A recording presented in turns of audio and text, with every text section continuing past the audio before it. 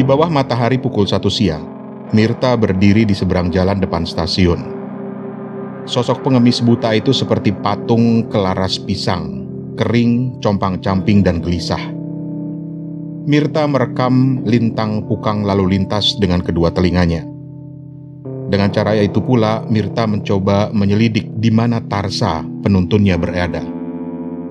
Namun Mirta segera sadar bahwa Tarsa memang sengaja meninggalkan dirinya di tempat yang terik dan sulit itu. Memanggang Mirta di atas aspal gili-gili adalah pemerasan, dan kali ini untuk segelas es limun. Tadi pagi Tarsa sengaja membimbing Mirta sedemikian rupa sehingga kaki Mirta menginjak tai anjing.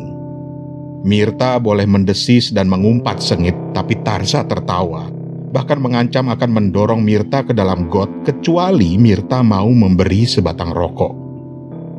Sebelum itu, Tarsa menolak perintah Mirta agar ia berjalan agak lambat. Perintah itu baru dipenuhi setelah Mirta membelikannya lontong ketan. Mirta jengkel dan tidak ingin diperas terus-menerus. Ia akan mencoba bertahan.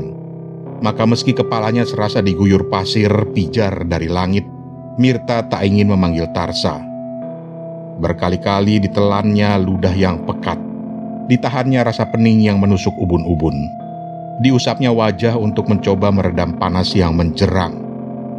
Mirta betul-betul ingin tidak menyerah kepada penuntunnya, dan matahari pukul 1 siang tak sedetik pun mau berkedip. Sinarnya jatuh lurus menembus batok kepala Mirta dan membawa 1000 kunang-kunang. Mirta mulai goyang. Ia bergerak untuk mencari tempat yang teduh dengan kekuatan sendiri. Kaki yang bergetar itu mencoba turun dari gili-gili. Namun sebelum telapaknya menyentuh jalan, klakson-klakson serentak membentaknya. Mirta terkejut dan surut. Kembali menjadi patung kelaras yang gelisah, Mirta berdiri goyang di atas gili-gili.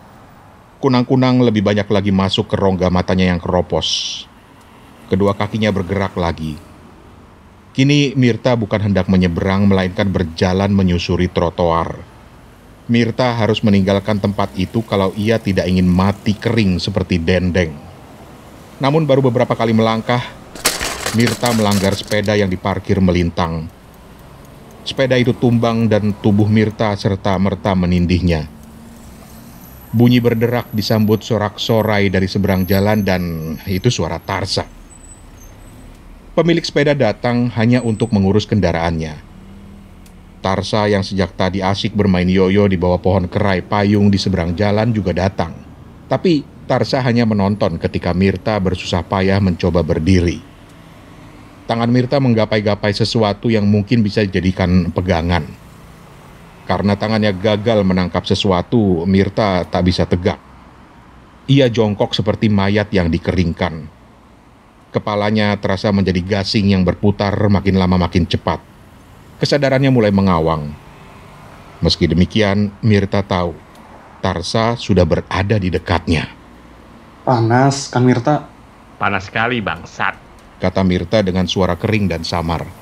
Sekarang kamu mau membelikan aku es limun, ya kan?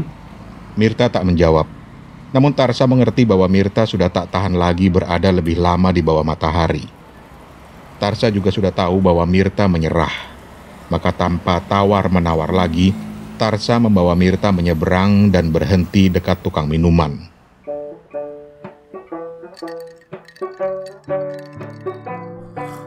Segelas es limun diminumnya dengan penuh rasa kemenangan.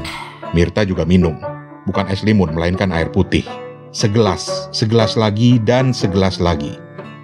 Selesai membayar minuman, Mirta minta diantar ke tempat yang teduh. Dalam bayangan pohon kerai payung depan stasiun, Tarsa kembali bergembira dengan yoyonya. Namun Mirta duduk memeluk lutut, diam seperti bekicot. 3 gelas air putih yang baru diminumnya muncul kembali ke permukaan kulit menjadi keringat untuk mendinginkan badan yang terlalu lama tersengat matahari. Rasa pening terus menggigit kepalanya, dan Mirta terhuyung ke samping karena tanah yang didudukinya terasa miring dan terus bertambah miring. Ketika merasa tanah makin cepat berayun, Mirta merebahkan badan, melengkung seperti bangkai udang. Keringatnya mulai mengering karena sapuan angin, tapi wajahnya perlahan-lahan berubah pucat. Napasnya megap-megap. Terdengar rintihan lirih dari mulutnya, lalu segalanya tampak tenang. Mirta terbujur diam di bawah kerai payung depan stasiun. Mirta tertidur atau Mirta pingsan. Dan di dekatnya Tarsa tetap gembira dengan yoyo yang melesat turun naik di tangan. Tanpa sedikit pun berkedip, matahari terus beringsut ke barat. Bayangan kerai payung bergerak ke arah sebaliknya dan lama-lama wajah Mirta tertatap langsung oleh matahari. Terik yang kembali menyengat kulit muka membuat Mirta terjaga atau siuman. Dan hal pertama yang dirasakan ketika Mirta mencoba duduk adalah rasa dingin yang merambah ke seluruh badan. Mirta menggigil.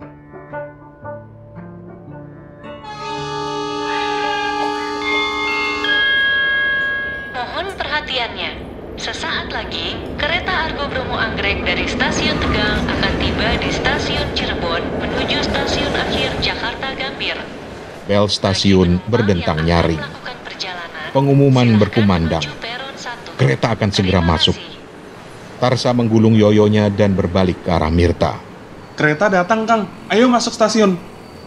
Mirta tak memberi tanggapan. Ia hanya menggoyang-goyangkan kepala untuk mengusir pening. Kang, kereta datang. Ayo masuk, nanti ketinggalan. Tarsa tak sabar. Diraihnya tangan Mirta. Kere picek ini harus apa lagi kalau tidak mengemis kepada para penumpang, pikir Tarsa. Tapi Tarsa terkejut ketika menyentuh tangan Mirta. Panas. Tarsa juga melihat bibir Mirta sangat pucat. Kamu sakit, Kang? Tidak. Jawab Mirta lirih. Tarsa ragu. Dirabanya kembali tangan Mirta. Memang panas. Dan bibir itu memang pucat. Tarsa bertambah ragu. Bila kamu tidak sakit, ayo bangun. Kamu kere bukan? Yang namanya kere harus ngemis bukan? Kali ini aku malas. Tapi uangmu sudah habis dan kita belum makan. Kamu juga belum kasih aku upah. Iya, perolehan hari ini memang sangat sedikit. Itu salahmu. Kira kamu tolol, tak pandai mengemis. Tolol? Aku sudah puluhan tahun jadi kere. Sudah puluhan anak jadi penuntunku. Tetapi baru bersamamulah aku sering tak dapat duit. Jadi, siapa yang tolol? Kang, aku sudah membawa kamu kemana-mana. Kamu sudah kuhadapkan ke semua orang, ke semua penumpang. Jadi, kalau kamu tak dapat duit, kamu sendiri yang tolol kan? Kamu yang punya mata? Seharusnya kamu bisa melihat orang yang biasanya mau kasih recehan. Di depan orang seperti itu, kita harus lama bertahan. Omong kosong. Bagaimana aku bisa mengenali orang seperti itu? Betul kan? Kamu memang tolol. Perhatikan mata mereka. Orang yang suka memberi receh punya mata lain. Ah, tai kucing. Orang picek bisa melihat mata orang lain. Sudah kubilang, aku puluhan tahun jadi pengemis. Kata teman-teman yang melek, mata orang yang suka memberi memang beda. Tidak galak. Ah, betul, itu dia. Dari tadi aku mau bilang begitu. Tarsa, kamu betul. Mata orang yang suka memberi tidak galak.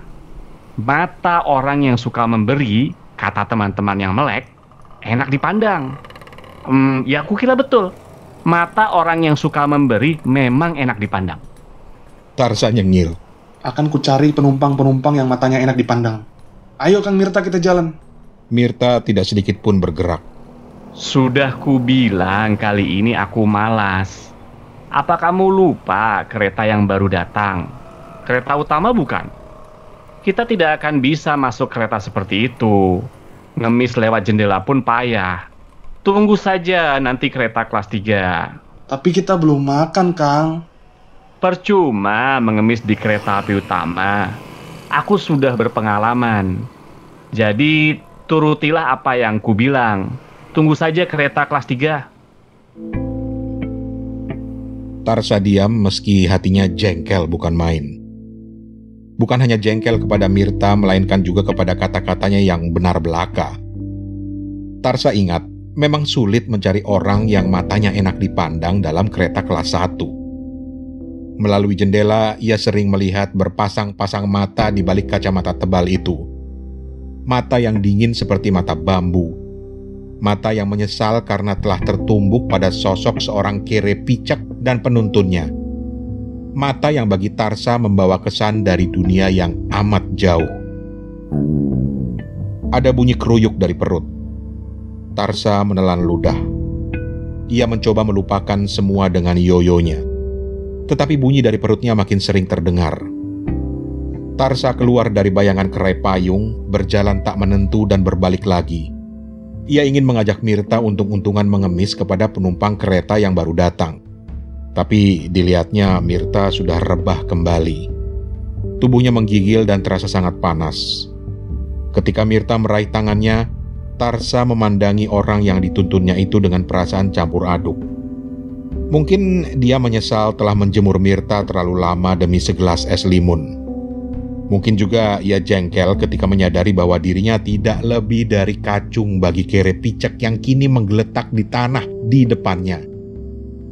Sialan. Hidupku tergantung hanya kepada kere tua yang keropos kedua matanya itu. Mampus kamu, Kang Mirta. Tidak, kamu jangan mati. Kalau kamu mati, Kang Mirta, siapa nanti yang akan kutuntun? Siapa nanti yang akan kuantar mencari orang-orang yang punya mata enak dipandang?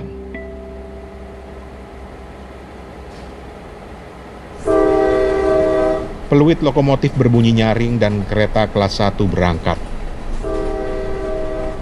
Mata-mata sedingin mata bambu yang datang dari dunia sangat jauh bergerak meninggalkan stasiun. Matahari melirik tajam dari belahan langit barat. Ada pengemis buta terbujur lunglai di bawah pohon kerai payung depan stasiun. Tarsa sungguh menyesal telah memeras habis-habisan lelaki yang meski kere dan buta, satu-satunya orang yang tiap hari memberinya upah. Bahkan Tarsa mulai takut Mirta benar-benar sakit lalu mati. Dalam ketakutannya, Tarsa berpikir bahwa dia lebih baik tidak lagi menyiksa Mirta.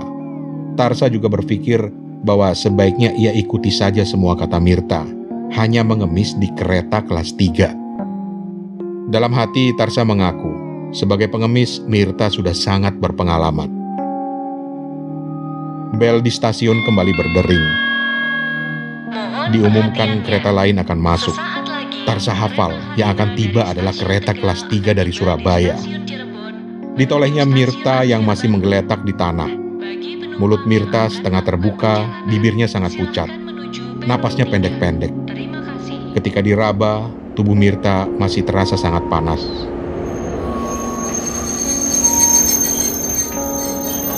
Kereta masuk dan remnya terasa menggores hati. Perut Tarsa berkeruyuk. Tarsa ingin menggoyang tubuh Mirta tapi ragu-ragu. Maka Tarsa hanya berbisik di telinga lelaki buta yang tengah tergolek itu. Lirih bisiknya. Kang Mirta, bangun. Kereta api kelas 3 datang. Ayo kita cari orang-orang yang matanya enak dipandang. Tak ada reaksi apapun dari tubuh lunglai itu. Matahari makin miring ke barat namun panasnya masih menyengat. Tarsa gagap, tak tahu apa yang harus dilakukannya. Mungkin tidak sengaja ketika dia mengulang berbisik di telinga Mirta. Kang, kamu ingin kuantar menemui orang-orang yang matanya enak dipandang, bukan? Hening.